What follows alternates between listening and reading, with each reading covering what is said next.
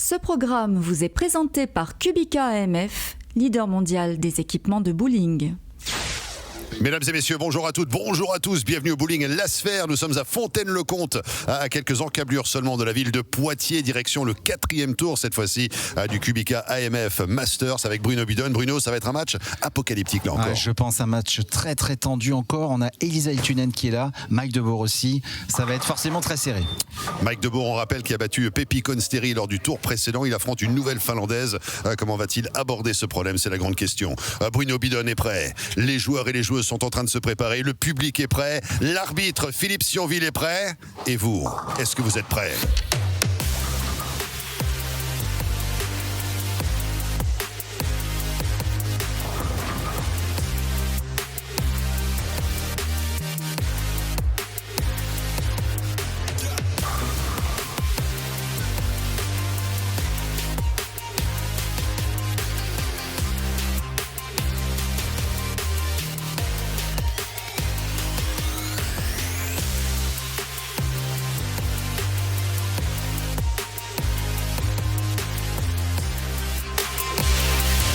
Elisa Hiltunen est prête, Mike De Boer est prêt également. Le match du jour et on poursuit l'aventure du côté de ce Masters, Bruno, parce que là c'est le tournoi où tout le monde veut performer, tout le monde veut aller le plus loin possible. Alors c'est le principe du bowling, vous allez me dire on vient pas pour perdre, ça c'est sûr, mais là s'il y avait un tournoi à choisir, c'est bien sûr le Masters, le tournoi que vous regardez actuellement. Eh oui, le Masters, c'est là qu'il y a le prize pool le plus important du Bowling Promotion Tour, le plus prestigieux, puisqu'on a commencé le Bowling Promotion Tour il y a déjà 14 ans déjà avec cette compétition. Donc parrainé par notre partenaire Kubica AMF, comme vous le savez. Et là, on est au 4e tour. C'est une place en quart et donc face à Phil Malling qui sera là, qui les attend. Alors, le match est là devant nous. L'arbitre discute. Alors voilà, ça a été tiré déjà le sort. Donc Elisa a décidé de recevoir, c'est-à-dire que c'est Mike, si j'ai bien compris, qui va entamer le match, donc sur la piste 5. Donc qu'est-ce qu'on peut dire d'entrée de jeu? C'est que Elisa, elle a vraiment envie de gagner, ça c'est sûr. Elle va vouloir venger Pepi Konsteri, sa compatriote. Mais Mike De Boer pourrait nous faire le coup de Pepi. C'est-à-dire enchaîner. Continuer effectivement et enchaîner les rencontres. C'est l'objectif pour Mike De Boer qui me disait en interview d'après-match lors de la session précédente qu'il voulait aller le plus loin possible, gagner le tournoi tout simplement.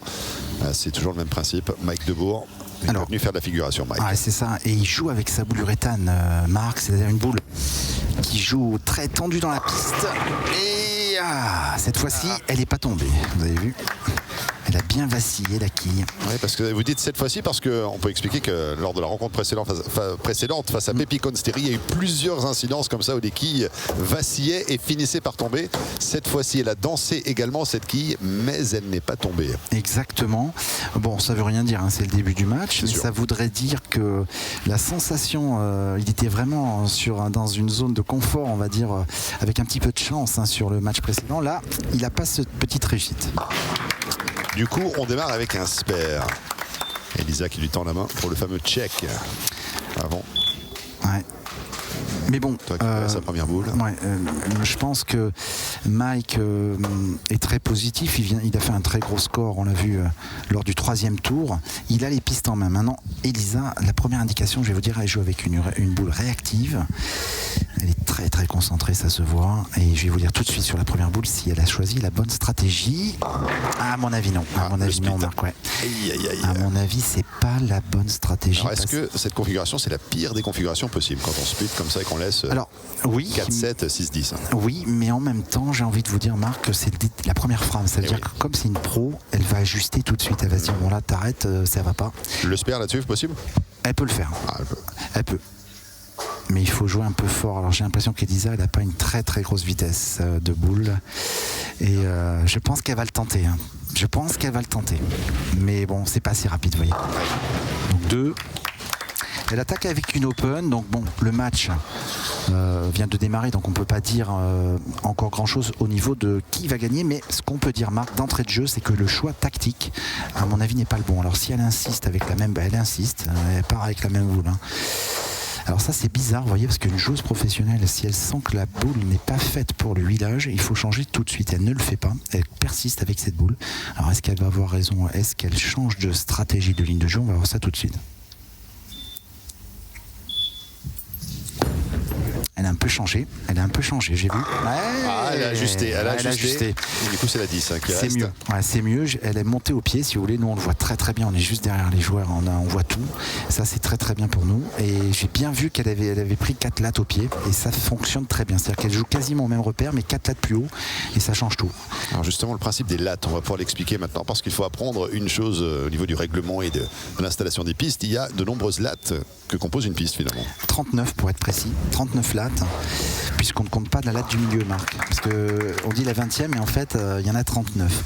Et effectivement, vous bougez sur les pistes au niveau de la ligne de jeu de latte en latte. Donc, les grands champions le savent. On est à une latte près, finalement, quand on fait des positions de corps par rapport aux pieds, par rapport aux lignes de jeu. Et donc, on va dire que Elisa a bien capté, si vous voulez, elle a bien ressenti le problème. Elle a tout de suite changé dès le deuxième lancer, si vous voulez, elle a ajusté ce qu'il fallait faire. Donc, à mon avis, elle va revenir dans le match. Mais Mike... Il va peut-être revenir tout de suite, Mike. Ouais, Mike va peut-être... il continue. Sper, première frappe, strike derrière. C'est bien, Mike. Et juste pour finir la conversation sur les lattes, Bruno, c'est une question que je reçois souvent sur les réseaux sociaux. Est-ce que les lattes sont en bois encore aujourd'hui? Alors non, elles étaient en bois à mon époque, Marc, mais tout évolue, vous le savez. On est sur des pistes en synthétique, c'est des matières plastiques qui ont fait évoluer aussi le jeu, puisque les boules de bowling ont évolué en même temps. Là, vous avez Kenny Bio, bien sûr. C'est le leader du tour. Alors il est venu voir, je crois, un peu observer ce qui se passe. Kenny qui regarde attentivement ce qui se déroule sur les pistes, ce qui se passe. On le retrouvera plus tard, bien évidemment, dans le Master, puisqu'il attend lequel de ses joueurs viendra le titiller. Et malheureusement, Mike laisse une nouvelle fois la 10.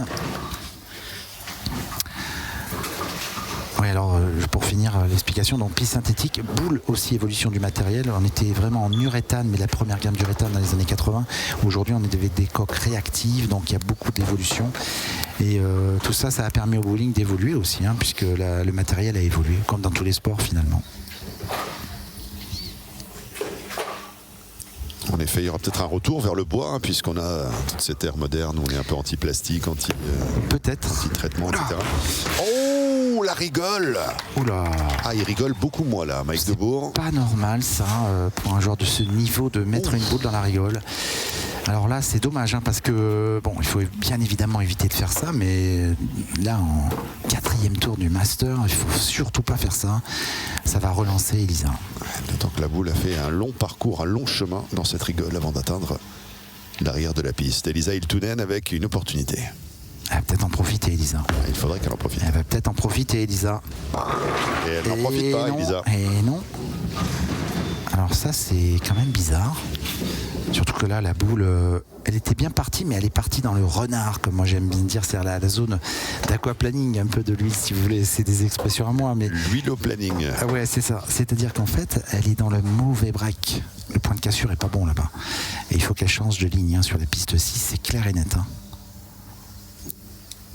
Alors elle va jouer un spare composé qui n'est pas si simple, parce qu'il y a une quille derrière. Là, il faut vraiment bien jouer. Il faut vraiment bien jouer. Et voilà,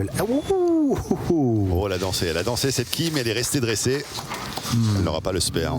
Elle a failli le faire, mais deuxième open, là c'est pas bon, il faut pas faire ça, Elisa, parce que Mike il est sympa, il a fait un trou, mais il va pas en faire que 3. Et là elle laisse un peu filer le match, c'est bizarre. On rappelle, Elisa était la gagnante de la série féminine. Elisa a gagné la série féminine en battant Evan Rhodes 225 à 159, c'est vrai. Elle a déjà un titre sur ce tour, mais elle aurait bien aimé en gagner un deuxième. Ça y est, le strike. Elle retrouve le plaisir du strike, Elisa Hiltunen. Elle est bien. Il y a forcément un truc sur la piste 6, parce que ça fait 2 fois qu'elle a des problèmes. Elle a fait un speed d'abord, et puis là, après, elle a une zone de jeu où elle n'a pas pu s'appuyer. Elle n'a pas de confort, en fait, cette piste 6. Il va falloir qu'elle trouve la solution. Et je pense que Mike, lui, pourrait capitaliser. Il pourrait enchaîner avec 1 ou 2 strikes et se détacher. Et il le sait, il faut y aller maintenant.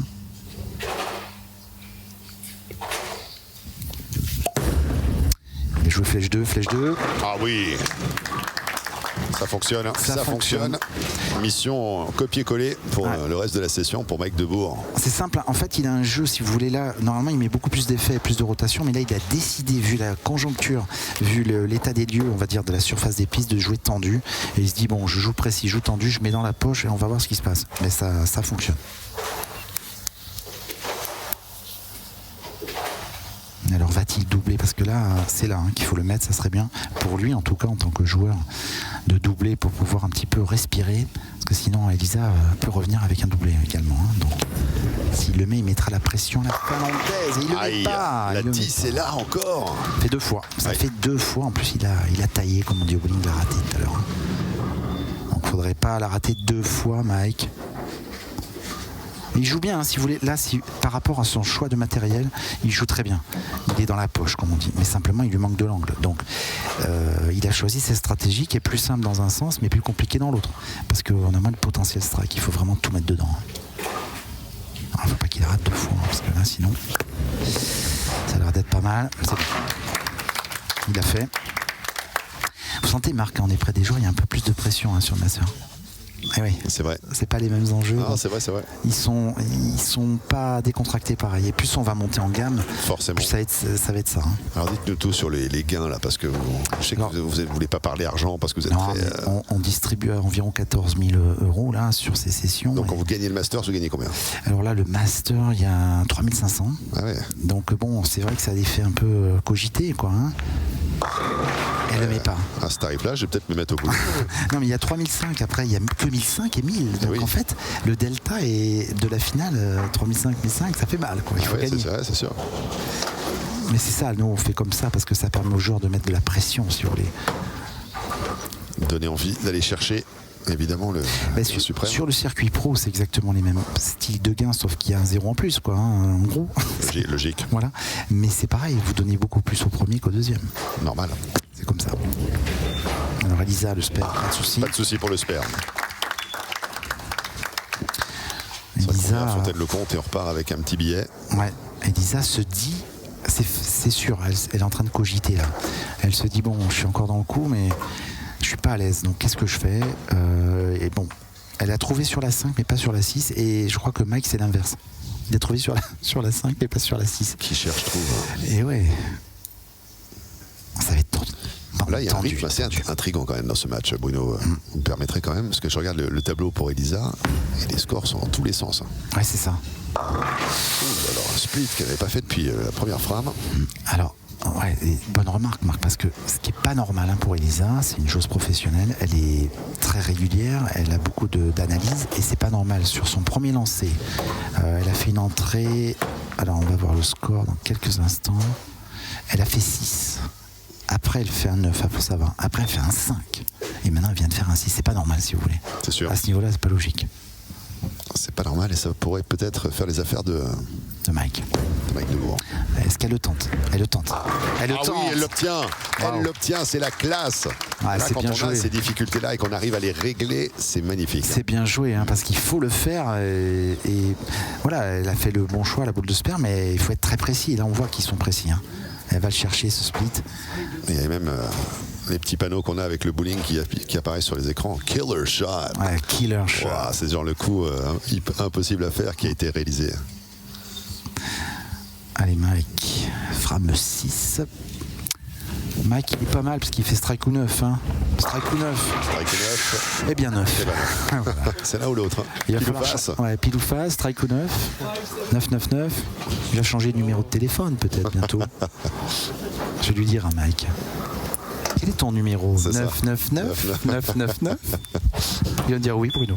Et moi, le mien, c'est XXX. Ah ouais, Triple X. Bruno Bedone is a Triple X. Allez, le spare. Faut pas la rater. Faut pas la rater. C'est bien. Il ne l'a pas raté. Il vous a écouté, il vous entend. Vous croyez bien sûr, vous l'avez dit lors de l'émission précédente, quand on a découvert Mike Debourg, c'est votre préféré parce qu'il est sympa. C'est vrai, il est sympa. Je me suis dit, tout ce qu'on a commenté depuis toutes ces années, au niveau de la puissance éditoriale de la phrase, j'avoue que c'est mon préféré parce qu'il est sympa. Là, ça pèse lourd. J'avoue, Marc, je vous vois. Alors, parité au spare, 50-50. Ok. Parité au spare, ça veut dire quand même quelque chose aussi. Ça veut dire que Elisa, malgré le split, elle est là, quoi. Elle est là quand même. Hein. Aïe, aïe, aïe. Et vous avez vu, il vient de changer de boule. Il a pris une réactive. Et qu'est-ce qui lui vient de lui arriver? Un horrible split. Un horrible split. Il est vraiment laid. Hein. Le 4-7, 6-10. C'est le Big Four en américain. Le grand 4. Big Four, il est très laid, le Big Four. Hein. Ouais. Et là, c'est pas très bien parce que ça va laisser une grosse option à la finlandaise pour revenir dans le coup. Hein. Mais à mon avis, il va le tenter. Il va le tenter parce que 2 quilles en moins ou 2 quilles en plus, ça va pas changer grand-chose. Il le tente. Il ne l'obtiendra pas. Ouais, il a tenté quand même. Mais Elisa l'avait nettoyé d'une puissance déconcertante pour l'obtenir il y a quelques instants. Mais là, pour Debourg, ça ne passera pas. Conséquence, 6-2, c'est les frame 7 pour Mike. J'ai joué contre Nadal, quoi. C'est 6-2. C'est sûr. Alors, ça serait plutôt 6-0, 6-0. Hein. Alors, est-ce qu'elle va en profiter, la finlandaise? Elle a vraiment une option là, sur la table. Frame 7 et 8. Elle pourrait profiter de la situation. Non. Oh, my God! Vous avez vu comment elle a décalé la 7? La 7, c'est... Alors là, je sais pas l'arbitre ce qu'il va faire parce qu'il y a un despotting. Alors l'arbitre n'a pas bougé, ça veut dire qu'il considère que le spot... Est-ce qu'il l'a vu? Il l'a vu, il l'a vu, mais... Alors Elisa demande aussi, je sais pas... Il n'a pas bougé, l'arbitre ici, elle l'appelle, parce que là il y a un souci. Ah oui, parce que le score n'est pas bon. Ouais, est-ce que la machine a dû interpréter que la 7 était tombée? Exactement, mais là il y a un truc étrange. Le score n'est pas bon. Mais c'est que la quille est despotée. Mais bon, alors la règle dit... La quille 7 ayant été despotée, la caméra... voilà, c'est bon. Même le score. Alors, elle va jouer quand même, voilà, c'est ça. C'est-à-dire qu'on la remet pas en place. Hein. Alors, qu'est-ce qu'elle va faire, Elisa? Est-ce qu'elle peut le tenter? Elle pourrait le tenter, hein, parce que justement les quilles sont décalées à gauche. Moi, je le tenterais. Hein. Mais elle joue de l'autre côté. Elle l'a tenté tout à l'heure. Hein. Ouais, mais elle joue à droite. Ouais. Moi, j'aurais joué à gauche, vous voyez, parce qu'il y avait plus d'opportunités. C'est vrai. Comme elles étaient collées, c'était plus facile. Il y a plus de chances qu'il y en ait une qui carambole les deux autres. Ouais. C'est bizarre qu'elle ait choisi de jouer à droite. Ouais, moi, j'aurais vraiment joué à gauche là. Hein. C'est bizarre comme choix. Bon. 7e frame à l'instar de la première. Hein. Et là, elle passe complètement à côté de ce match. Hein, 6-1 même, 6-1, oui. La machine s'est trompée une nouvelle fois. Ouais. Oui, c'est vrai qu'elle passe un peu au travers. On a l'impression presque qu'elle n'a pas envie d'aller plus loin. C'est bizarre, ouais. Et puis il n'y a qu'un seul strike, quoi. Hein. C'est très étrange ce match. Elle a changé de ligne de jeu là. Ouais, la 10. Alors c'est jouable à cet endroit-là, vous voyez, de la piste. Mais si vous jouez pas dans cette zone, c'est un peu compliqué, on le voit. Et Elisa, pour le moment, elle veut pas trop y aller dans cette zone, c'est bizarre. Parce que là, ça fonctionne, hein, on voit bien, Marc, hein, ça y va.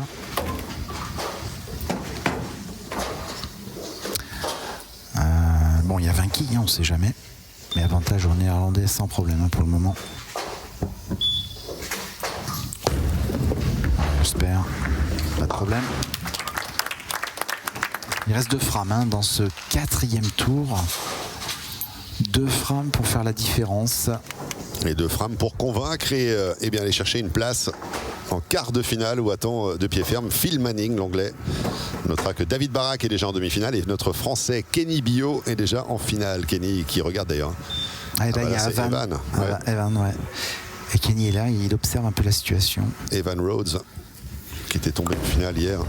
Il a joué la série féminine avec Storm face à Elisa Iltunen. Oh, superbe ce Steel Reich. Merci Marc, vous m'avez réveillé. Mais là, il a joué avec une réactive, donc c'est bizarre parce que c'est très étrange hein, ce match.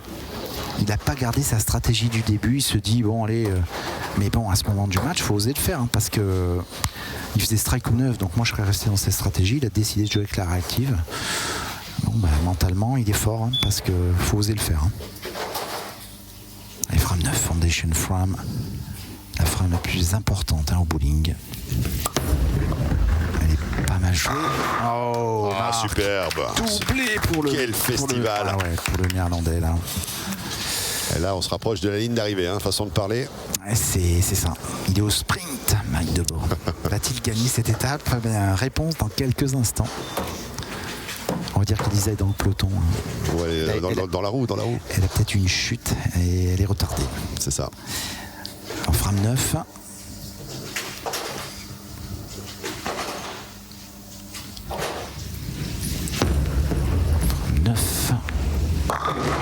Elle n'y est pas, elle n'y est pas, elle n'y est pas, c'est clair et net.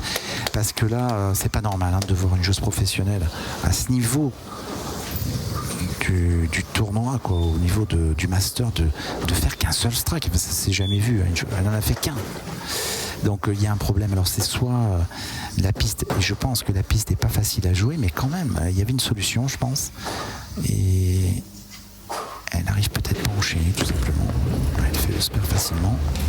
Le spare ne pose pas de problème. Le seul problème pour elle, c'est que ça ne suffira pas au tableau d'affichage.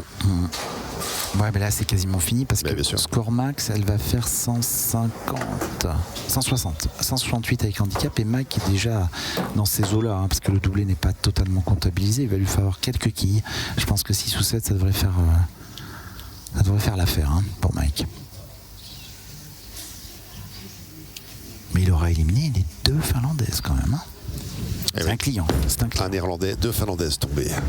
On va pouvoir l'appeler l'Eliminator. Ouais.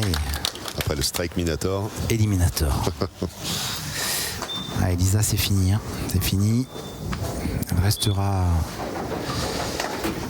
au 4e tour. Elle chutera au 4e tour du Master, de ce Kubik AMF Master. Mais c'est dommage, on l'aura pas beaucoup vu. Pourtant, on apprécie sa régularité habituellement. Ouais, elle aura fait un petit aller-retour, comme on dit. C'est-à-dire, je suis venu, je suis reparti. Un in and out. Up and down. Elle doit être déçue, mais je pense que elle avait simplement pas la solution matérielle, tout simplement. La boule qu'il fallait pour pouvoir passer le cap. Elle a joué avec le matériel qui était à disposition sur ce tour. Elle avait 6 boules. Et malheureusement, sur ces pistes aujourd'hui, il fallait peut-être une autre boule, et elle l'avait pas. Et on voit, ça fait 9. Vous voyez, à chaque fois, ça fait 9. Il lui manque un petit truc. Bon, on la félicite et elle passe à côté de ce match.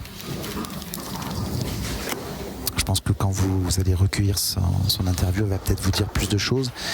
Peut-être qu'elle a été dégênée par quelque chose d'autre, mais je pense qu'à mon avis, pour vous, c'est vraiment la boule qui n'est pas la bonne. La boule qui n'était pas la bonne par rapport aux conditions de jeu proposées là, actuellement. Elle avait peut-être pas le bon matos.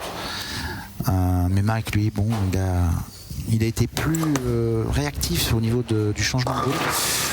Pétard, là, j'ai envie de dire pétard. Il a fait un petit écart de simplement 2 lattes. Il n'a pas touché là, Marc. C'est impressionnant le back-end de la piste, comme on dit, qui répond plus. Il a fait un petit écart, il n'était pas très en équilibre en même temps. Mais c'est bon, il a gagné quand même. Je vérifie quand même. Il a gagné. Mais il va être temps de rehuiler les pistes, parce que là, ça devient compliqué. Et en plus, une open, c'est fini. 165, le score final, c'est pas le score le plus impressionnant effectivement de ce Masters. Mais en tous les cas, on va retrouver Mike Debourg pour la suite des opérations d'ici la prochaine émission. Tout simplement, il affrontera Phil Manning. Score final 165 à 156 pour Mike Debourg. Allez, les stats de ce match. Donc le tableau final 165 à 148 avec 8 kills de bonus, ça fait 156. Donc le match est plié. Au niveau des statistiques un peu plus détaillées, donc Mike a réalisé 4 strikes contre seulement 1 pour la Finlandaise. Elle a réalisé donc plus de spares, 6 à 3 bien évidemment. Et au niveau des Open, elle a fait plus d'Open que Mike Debourg. Donc elle se retrouve condamnée. Le Master est terminé 156 à 165. Et je pense que Marc va rejoindre la Finlandaise. Merci beaucoup Bruno, avec Elisa Hiltunen qui va nous donner une réaction. Elisa, a quick reaction. Obviously it must be a very discomforting feeling right now. But what happened out there? There was an issue with the balls, just not finding the solutions. The strikes just did not come today. Yeah, I don't know. Maybe I chose the wrong game plan because I knew the lanes weren't going to be hard because there's been a lot of friction and traffic going on. So maybe I just chose the wrong game plan or didn't throw it good enough. La question qu'elle pose, c'est j'ai peut-être mal exécuté évidemment au niveau de la libération des boules. J'ai peut-être pas choisi le bon game plan. Je savais qu'il y avait beaucoup de friction, beaucoup de trafic déjà sur les pistes. Alors je me suis trompé, je n'ai pas réussi à performer comme j'aurais souhaité. And it's also one of those cases you jumping in the tournament sort of midway there. Mike had a game in hand up against your compatriot Pepi as well. Just coming in there for one match, then leaving the tournament as well. What are your thoughts? Well, of course, it's disappointing because when you're bowling on TV, you want to do good. And I felt good. I felt I'd throw it good. But sometimes it just happens like this. Alors ça c'est intéressant, on nous dit effectivement lorsqu'on est sur une finale télé, on a envie de bien performer, on veut donner le meilleur de soi-même. J'avais l'impression que je donnais le meilleur de moi-même, mais le résultat n'y était pas, tout simplement. Elisa, thank you so much for the insight. We'll welcome Mike here on the deck as well. On va accueillir tout de suite Mike Debourg, le vainqueur de ce match, pour prendre une nouvelle sensation. Mike, obviously 2 wins out of 2 matches out there, defeating Pepe, now defeating Elisa, with Bruno as well in the commentary. We're talking to you about Mike, the Eliminator Debourg now. How's that for a new nickname? I love it. I like it. And I hope it stays this way. Il espère que ça puisse continuer comme ça. Mike, obviously, what were the key moments of this match? Elisa had a hard time finding her game for you. A little bit different compared to the complexion of the game number 1, but in the end, you managed to prevail. Yeah, luckily I had the other ball, the harsh reality. At the beginning, the purple hammer wasn't doing it for me. It was coming too light, so I needed a stronger ball, which goes through the pocket more, and it worked. Ça sera le changement de boule qu'on notera ici en ce qui concerne Mike Debourg, qui aura été un petit peu l'élément déterminant de ce match, nous dit-il. En ce qui concerne le Purple Hammer, ça ne suffisait pas au niveau de la piste. Une fois qu'il a changé tout cela, modifié la donne, ça a suffi pour le porter jusqu'au V de la victoire. Dankjewel, thank you so much Mike. Merci Mike pour évidemment cette perspective. Bruno, ça aussi c'est intéressant au niveau du choix des boules. Vous en avez parlé pendant le match pour Elisa, mais Mike nous révèle à l'instant donc qu'il y avait ce changement également, qu'une boule ne fonctionnait pas comme il le souhaitait. Il a modifié la donne pour aller chercher ce V de la victoire. Et oui Marc, et très très bonne question d'ailleurs, c'était intéressant l'interview de Mike. Il a expliqué qu'il a décidé de changer de boule en milieu de match parce que sa boule ne lui permettait pas d'avoir assez de marge, et donc il a une stratégie, je pense. Et donc le match à suivre va être forcément très intéressant puisque Phil Manning est aux abois, on le connaît bien, il a fait plusieurs rencontres face à Mike Debourg. Donc on va avoir un super match, Marc. Exactement Bruno, la prochaine rencontre pour Mike the Eliminator Debourg, ça sera l'anglais Phil Manning qui l'attend de pied ferme, qui était dans les environs à guetter, à zioter un petit peu ce qui se passait. Et quant à nous, on va tirer le rideau pour l'instant, mais on se donne rendez-vous très très vite pour de nouvelles aventures sur la planète bowling, ici sur Sport en France.